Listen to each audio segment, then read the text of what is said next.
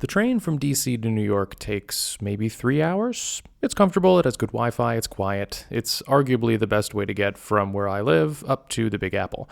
But I recently had to go to New York for a short work trip, and I decided to opt for the longer route and pack in a few side stops on the way. So I packed up the bags on my silver steed and headed out from our little small town capital to the big city.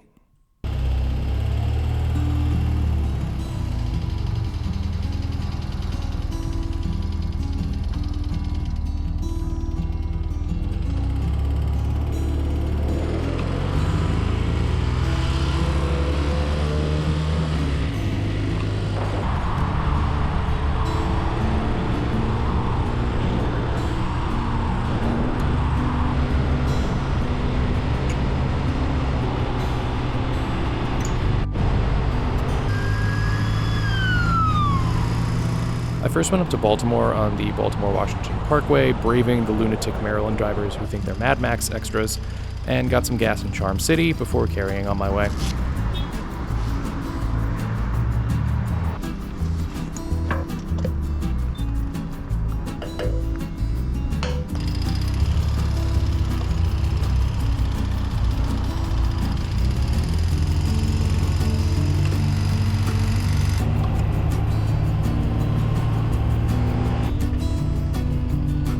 I got on the highway for a little bit to get out of the city, and then returned to the greenways up through Pennsylvania.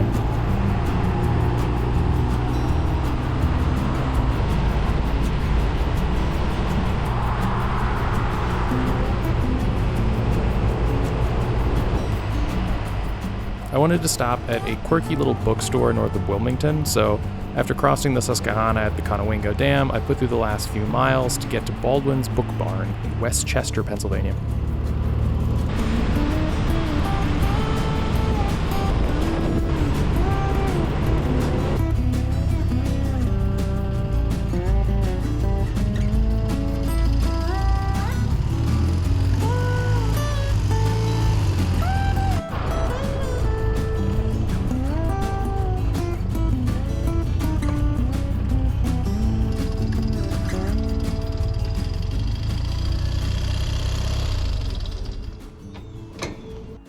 The barn is, as you might expect, a creaky old barn stuffed to the gills with old books across 4 floors. The whole place is pretty labyrinthine, and there's musty old books on leaning shelves that make up the walls of this maze.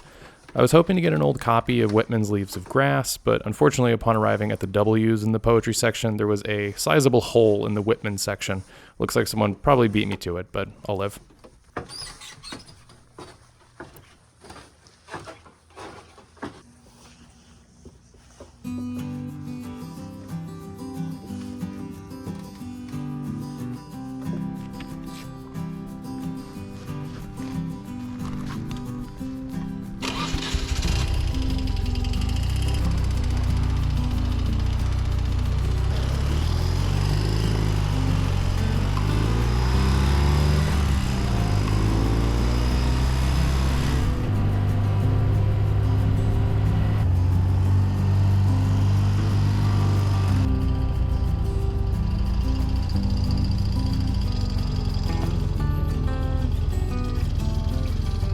I grabbed a coffee at the local college town before heading out onto my next stop. As it so happened, as I was about to head out for the ride for the day, I saw that Tom Cutter of Rubber Chicken Racing fame and kind of airhead extraordinaire happened to send out an email to the Pennsylvania Airheads mailing list that he was having a garage sale. I figured this was a stroke of fate, and I had to stop by.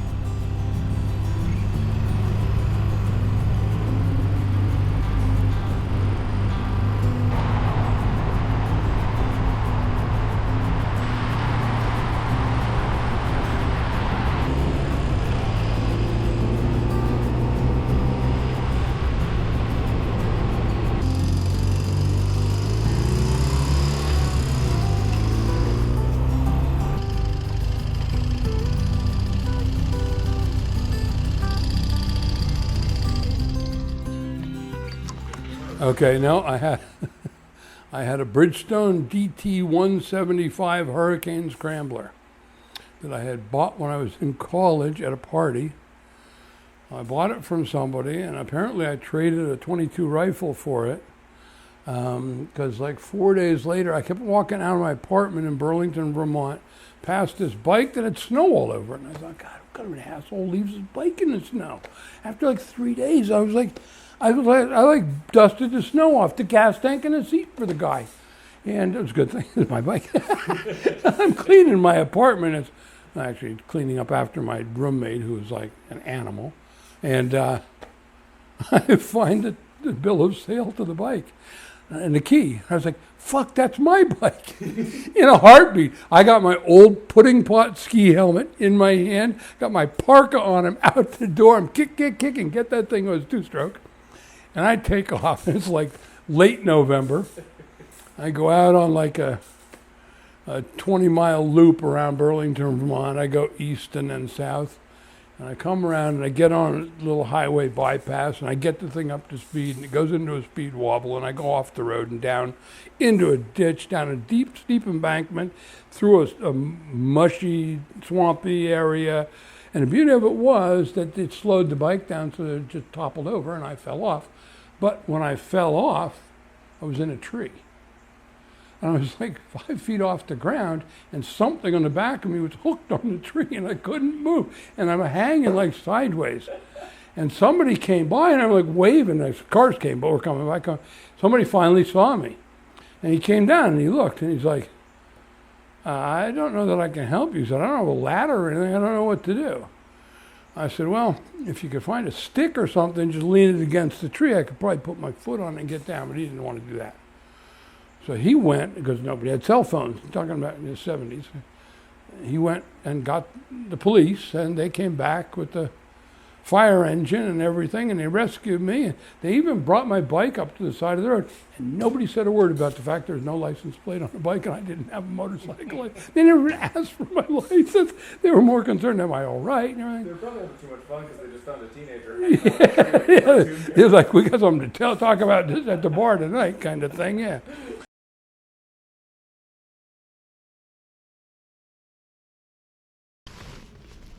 After a few hours spent with Tom's generous hospitality, including an offer of a guest room since it looked a bit rainy that night, I got back on the road to hammer out the last few hours up to my campsite for the night in Delaware State Forest, which is in eastern Pennsylvania, pretty close to the New Jersey border.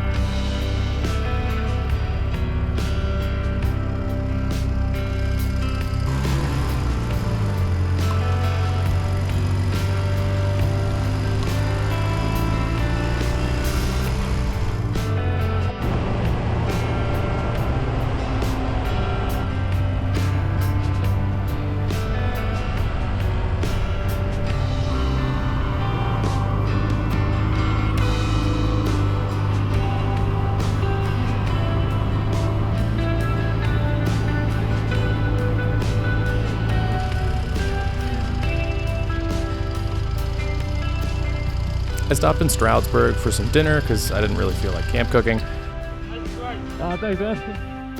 And then I hit the last few gravelly miles up into the forest to my site.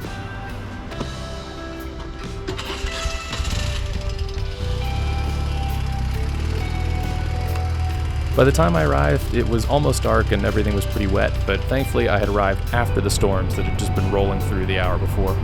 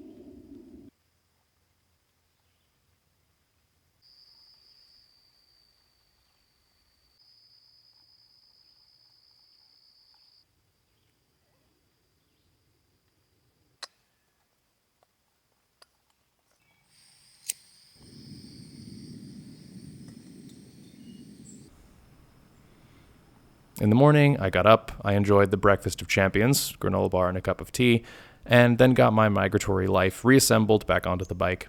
The only task of that day was to get into the city.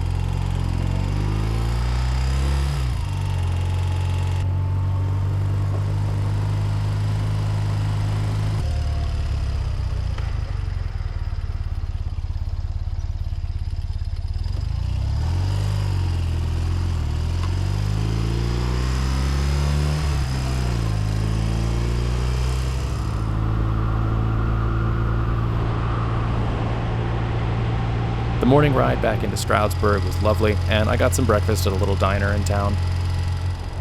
From there, I had the unenviable task of getting through New Jersey, a place that seems to exist solely for the purpose of shuttling commuters into New York. As far as I can tell, left turns are illegal in this place, and the entire northeast portion of the state is comprised of strip malls, cookie-cutter suburbs, and divided highways.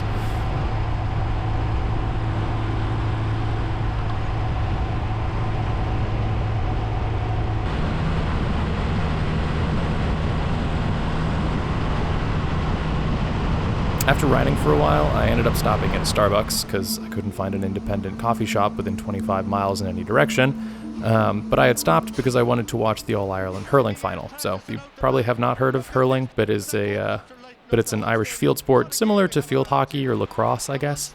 I play for Washington, D.C.'s team, and I'm a really big fan of the sport. So missing what was essentially the most important match of the year wasn't going to be an option for me. The final ended up being one of the greatest games of hurling I've ever seen, going to extra time, and even then only being decided by a point in the end, so really phenomenal stuff. If you haven't seen it, I would encourage you to look it up. After watching the game, I had to ride 3.5 miles in a loop to get to a restaurant that was less than a mile away, because again, left turns are verboten in this place, and got some very good mole chicken for lunch.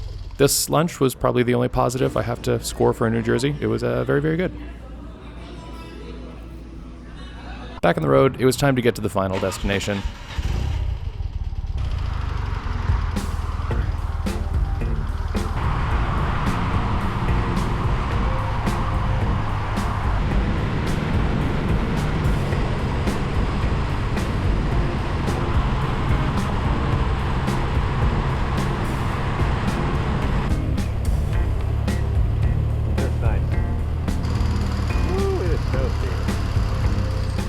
The last hour or so on the road got me to the crossing.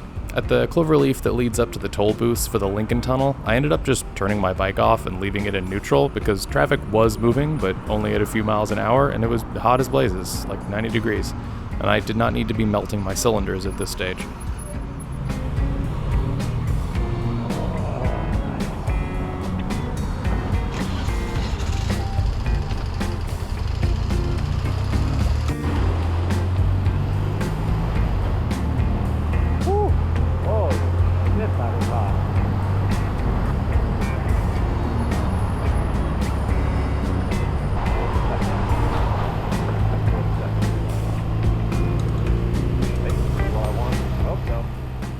Once through the tunnel, I was only about 10 minutes or so from my hotel. My company's office is off Columbus Circle, so I usually stay in a place that's just north of Times Square. So after a sweaty few more minutes, I was outside the hotel unhooking my saddlebags and getting up inside into the air conditioning.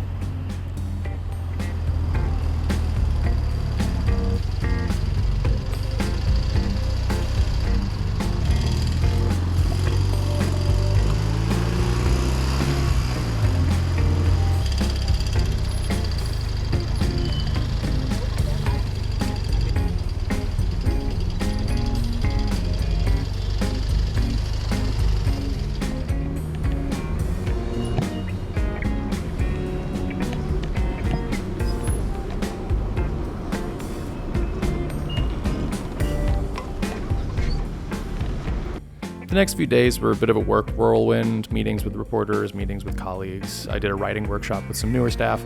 I usually go running in Central Park in the morning, get a bagel, coffee, and then kind of carry on with my day. Not really too much to report on here travel-wise, as you might guess. Mostly just use the subway to get around because it's faster and less sweaty, even though the stations are pretty hot. One evening, after I'd spent some time at work hanging out with a colleague, I decided I needed a bite to eat, and I wanted to go down to Chinatown. It was a little wet, but that wasn't going to keep me from some dumplings. I work at a China-focused economics research firm, so I have no shortage of recommendations of good Chinese food in the area. But at this point, it was already like 8:30, and I just wanted something easy that was counter-serve. The streets to get down there were really a mess. A few of the main avenues had been graded recently, so there were just no lines on them at all. Really a bit of a free-for-all.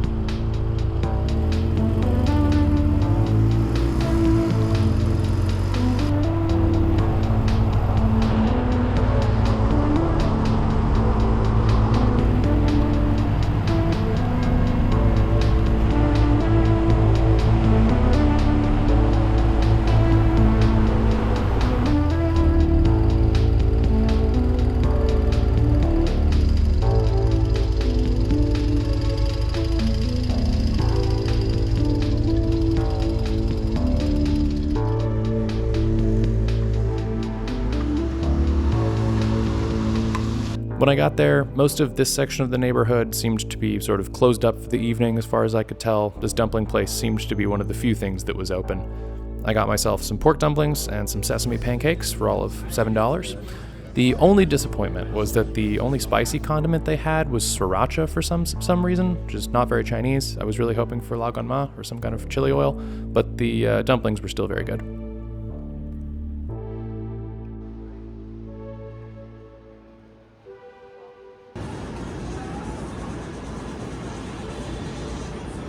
The next day, I was wrapping up my trip. My plan was to work in the office for the day and then get back home that evening. I'd originally planned to do something like I did on the way there with the camping stop halfway, but there was rain in the forecast the next morning and I frankly just wanted to be back home, so I just decided to hammer it back on the interstate. Somehow managed not to get any tickets parking here. I don't know how, but... After a final working coffee with the contact, I got back on the bike and headed for the Lincoln Tunnel.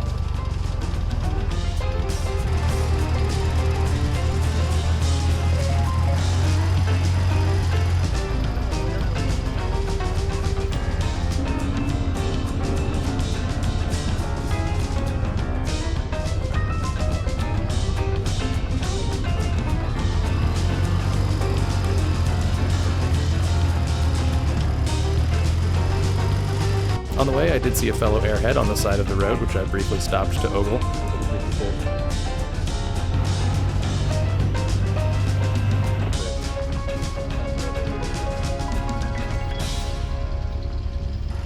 Thankfully, the tunnel only charges you to get into the city. After all, who would pay money to go to New Jersey? Yet another joy I discovered in this state is that they're the only remaining one in the US where you can't pump your own gas. So I got to wait around for an attendant to come by, and then to add insult to injury, all the pumps in New Jersey have this spring mechanism where gas won't pump unless the cover is pushed down by inserting the pump all the way into the tank. This is fine for a car, but on a bike, you only get like a gallon or two into your tank before the Venturi kicks in and it stops pumping. So to actually fill a tank, you have to hold the cover back with one hand while pulling the handle with the other, trying not to make a mess. Just yet another annoyance to deal with in this place. I'm sure there are nice parts, but this part of New Jersey, directly adjacent to New York, is honestly a hellscape. Thanks to being out on a bike in the elements, you get choked with the acrid smell of industrial processes and refineries. And on top of that, the area is really marshy, so the parts that don't smell like chemicals smell like rotten bogland. The entire place evokes the second section of Allen Ginsberg's Howl, where he describes how industrial society and the power structures have destroyed creative minds and the joy of humanity within them. Anyways, to stop being so dramatic, the rest of the ride was what you'd expect. It wasn't that fun. The highway is not really any place for an unfaired bike, getting buffeted side to side and having trucks scream by you. I only stopped a few times to get some food, get off the bike to stretch for a while before resigning myself back to the pavement in an effort to get home at a somewhat reasonable hour.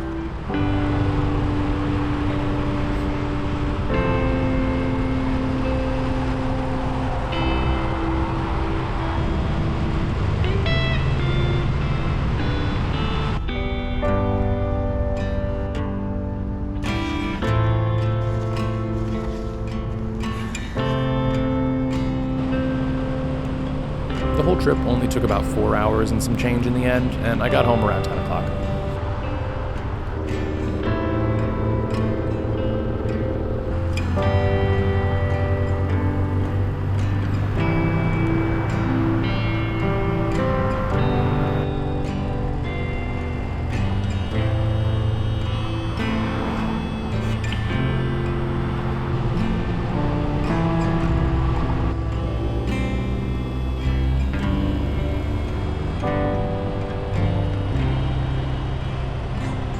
Even with the unpleasant highway ride home, the whole trip was a great lark. I got to do a bit of camping and explore the Big Apple with my trusted old Beamer, and hell, it was a work trip after all, so I could expense those tolls that I was so bent out of shape by anyway. So really, in the end, I have nothing to complain about. Any excuse to get out and explore is one you should take, especially when someone else is footing part of the bill.